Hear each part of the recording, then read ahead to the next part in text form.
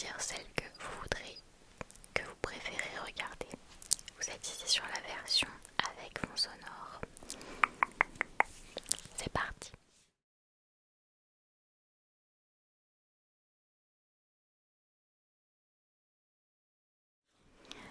L'histoire s'appelle Le voyage d'Atypique. Dans un monde qui n'était plus que suie, rouille et cliquetis d'engrenages usés, la terre se mourait lentement.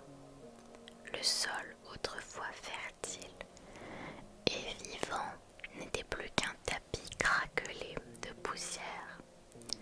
Les océans s'étaient transformés en nappes opaques et visqueuses, noires comme du charbon. De lourdes vagues se jetaient parfois sur le rivage, rejetant des fragments de plastique et des poissons aux écailles ternies. Les arbres, ou ce qu'il en restait, ressemblaient désormais à de simples poutres métalliques rouillées. Plus rien ne poussait, il était donc difficile de se procurer de la nourriture. Dans le ciel, d'un rouge sale, virant parfois au brun, on ne voyait plus d'étoiles. Des drones tournaient sans relâche, nuit et jour s'ébranlèrent de leur bourdonnement mécanique. Ils étaient les sentinelles d'un monde détruit, veillant sur les rares zones encore habitées. Il y avait les anciens, des personnes âgées mais porteuses de la mémoire, les éducateurs chargés d'inculquer des savoirs essentiels, et les enfants, derniers germes de l'humanité, préservés dans des bastions protégés. On ne naissait plus pour vivre sur Terre, mais pour la quitter. L'objectif désormais n'était plus de restaurer ce qui avait été perdu, mais de rejoindre un ailleurs, le monde vermeil. Cette terre promise évoquée dans les récits était narrée de génération en génération. Elle était décrite comme un sanctuaire au-delà des étoiles, un monde protégé des erreurs humaines, reconstruit par les précurseurs et réservé exclusivement aux enfants ayant atteint l'âge de raison, soit 13 ans. 13 ans constituait un âge seuil, un âge symbolique marquant la fin de l'apprentissage et le début de leur mission. Et parmi eux, un enfant se préparait. Son nom était Atypique. Les éducateurs avaient donné ce nom au jeune garçon à cause de ses cheveux roux. Tous les autres enfants affichaient des couleurs ternes, reflet d'un patrimoine génétique abîmé. Mais Atypique, lui, portait sur la tête une toison d'un rouge profond. Chaque matin, les petits enfilaient leurs salopettes grises, uniforme obligatoire des centres de préparation. Une broderie de coquelicots était cousue sur la manche gauche, symbolisant la nature disparue et l'espoir d'un renouveau. Les silhouettes se ressemblaient toutes, rigoureusement standardisées, minces, droites, silencieuses, mais au milieu de cette foule atypique détonnée. À l'aube de ces 13 ans, la cérémonie de l'Exode eut lieu. C'était une grande célébration au cours de laquelle les enfants qui atteignaient l'âge de raison durant l'année étaient mis à l'honneur. Pour Atypique, c'était un jour solennel et étrange. Le petit garçon était partagé entre l'anxiété d'abandonner tout ce qu'il avait toujours connu et l'excitation de découvrir un monde dont on lui avait vanté les mérites. Une grande fête fut organisée. Cette fête rituelle, mêlant craquelin à la poussière d'algues, chère boulade d'escargots, boissons issues de cultures marines. Tout était pensé pour célébrer dignement le départ imminent. Ce jour-là, devant les anciens et les éducateurs, on lui rappela une dernière fois les qualités, les valeurs essentielles à son voyage. Le courage pour affronter l'inconnu, la vigilance et la persévérance.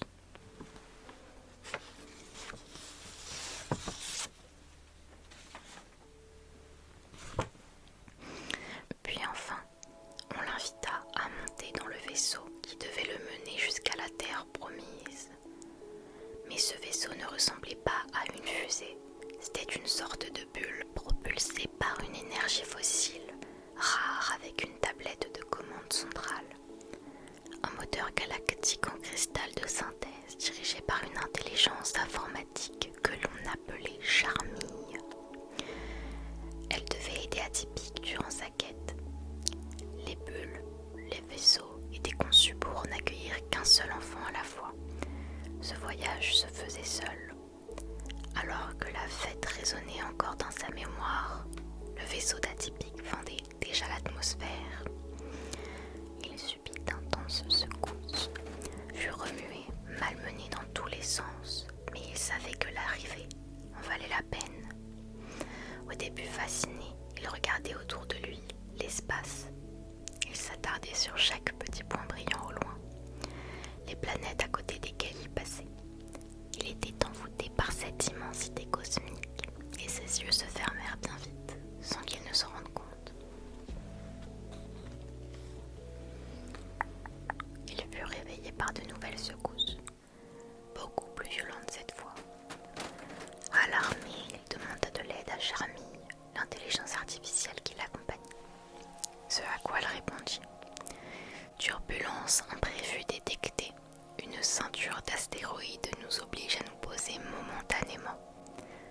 La voix de Charmille était douce, presque humaine, mais dénuée d'émotion. Atypique se redressa, les épaules encore lourdes, le cœur battant plus fort que jamais. La bulle devra effectuer un atterrissage d'urgence sur une planète de repli. Nom de code Orbis 9. Le garçon sentit un frisson lui parcourir l'échine. Ce n'était pas prévu, mais il savait qu'il devait impérativement écouter Charmille. Le petit garçon imaginait déjà se faire attaquer par des créatures à 10 paires d'yeux, plusieurs paires de bras, ou encore se faire manger par un crocodile géant. À l'extérieur, les étoiles semblaient fuir à toute vitesse, avalées par une spirale obscure. Une violente vibration secoua la bulle, suivie d'un grand choc sourd. Le garçon fut projeté contre sa ceinture de sécurité et tout devint noir pendant un instant. Quand il rouvrit les yeux, la bulle était immobile. Le décor paraissait artificiel, comme un biome étrange tout droit sorti de Minecraft.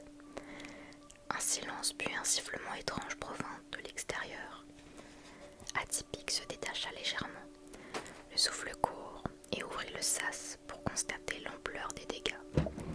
Sa bulle n'était pas grandement endommagée, et il en fut soulagé immédiatement.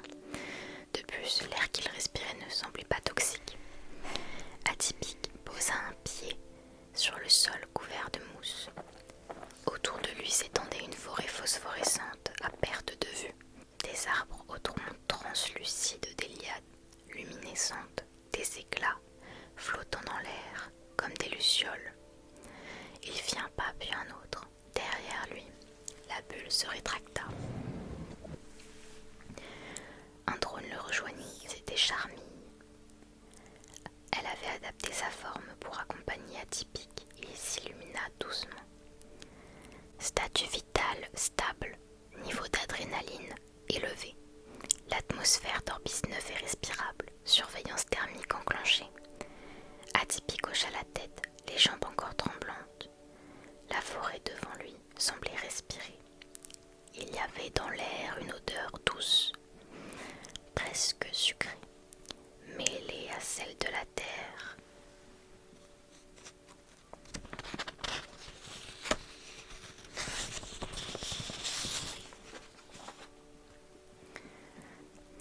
L'enfant n'avait jamais connu cette sensation. Tout sur terre sentait le fer, le moisi, le plastique, la poussière. Ici c'était différent, tellement plus vivant. Il s'enfonça lentement dans les arbres. Le sol s'illuminait par endroits, chacun de ses pas, comme si la forêt reconnaissait sa présence. Le silence n'était pas complet. De petits crépitements, des bruissements au-dessus de sa tête, des éclats de lumière clignotant au loin. Charmille flottait à côté de lui. Analyse en cours. Ce lieu est une anomalie végétale. Il semble conscient. Atypique, fronça les sourcils. Qu'est-ce que ça veut dire demanda-t-il interloqué. La nature semble réagir comme si elle était douée d'intelligence, répondit Charmille. Atypique resta immobile un instant, le temps de digérer cette information. Il regarda de nouveau autour de lui, mais cette fois avec peur. Il avait l'impression que les arbres se penchaient vers lui pour mieux l'examiner, que le sol allait s'ouvrir sous ses pieds et l'engloutir tout entier. Puis, Atypique entendit un bruissement derrière lui qui se rapprochait dangereusement. Le bruissement s'amplifia, les feuilles luminescentes frémissaient. Atypique se retourna brusquement, cherchant une menace. Une masse mouvante jaillit de l'ombre. Un animal comme il n'en avait jamais vu.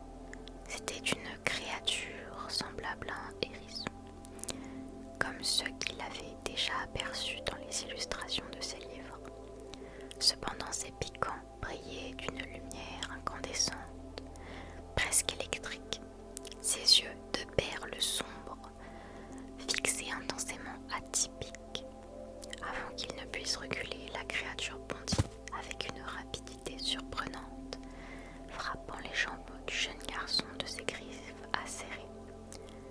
Le garçon chancela, le souffle coupé, tandis que des racines s'agitaient violemment autour de lui, surgissant du sol comme des serpents. La forêt ne voulait pas de lui. Charmille siffla une alerte. Attention, attaque détectée. Système de défense activé. Une lumière vive se dégagea de la bulle. Cependant, Atypique était hors de portée, au milieu des racines. Il sentit un pic de douleur sur sa jambe à l'endroit où il s'était fait griffer. Instinctivement, il se baissa, ramassa un caillou et le lança de toutes ses forces vers la créature. Le projectile frappa son adversaire au flanc, le forçant à reculer, poussant un cri aigu et résonnant, semblable à une onomatopée étrange. La créature recula enfin. La forêt ne relâchait pas son emprise. Les racines continuaient de serpenter, s'enroulant autour des pieds d'Atypique, cherchant à l'immobiliser, à l'empêcher d'avancer. Le petit garçon haletait. Son cœur battait à tout rompre, mais une pensée claire traversa son esprit. Cette planète ne voulait pas de lui. Charmille, toujours à ses côtés, analysa rapidement la situation. Les réactions de la flore sont une défense active. Elle te considère comme une espèce parasite et invasive. Atypique comprit alors la gravité de sa situation.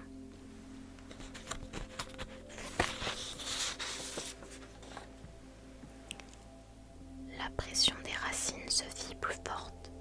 Ses muscles protestèrent, mais il n'avait d'autre choix que de reculer lentement vers la bulle.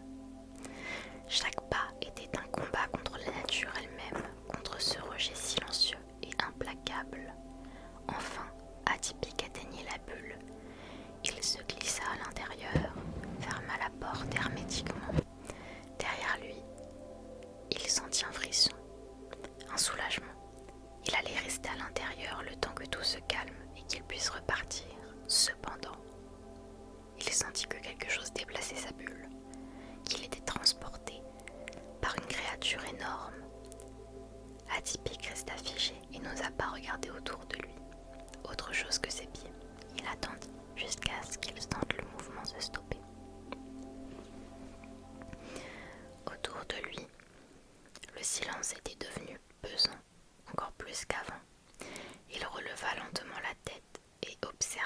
travers la paroi translucide de sa bulle.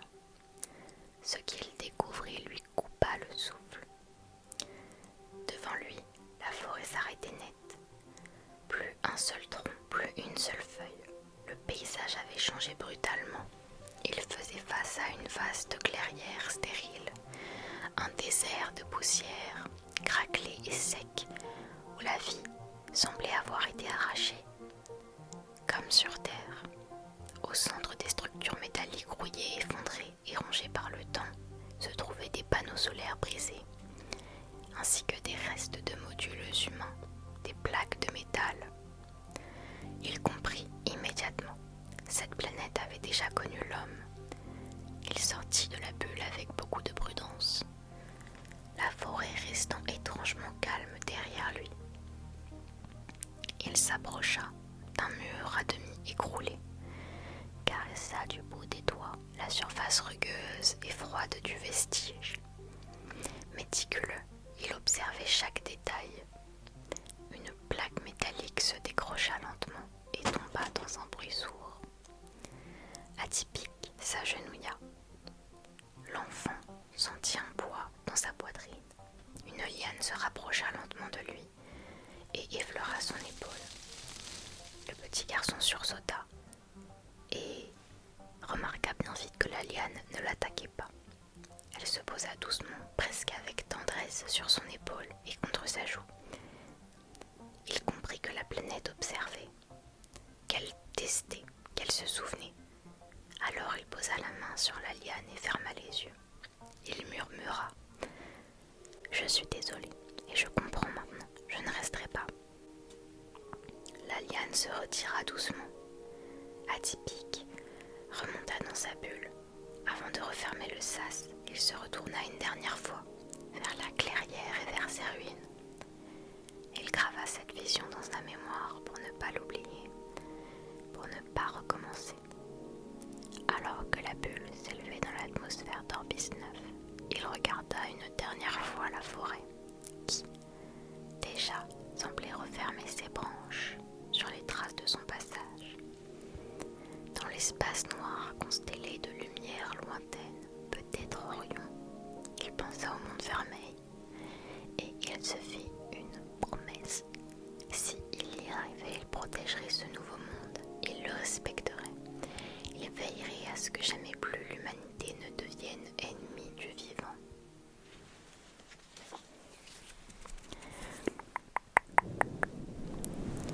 Voilà, j'espère que l'histoire t'aura plu.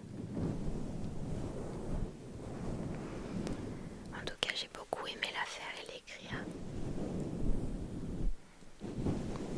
Il y a un petit message derrière, une petite morale. Et je pense que pour les prochains concepts, ce sera encore plus sympa parce qu'à chaque fois, il faut savoir se renouveler.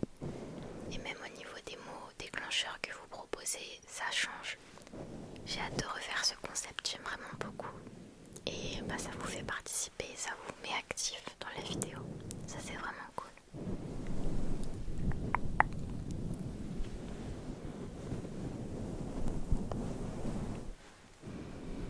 Donc vraiment, j'espère que vous avez apprécié, que vous vous êtes endormi, pourquoi pas.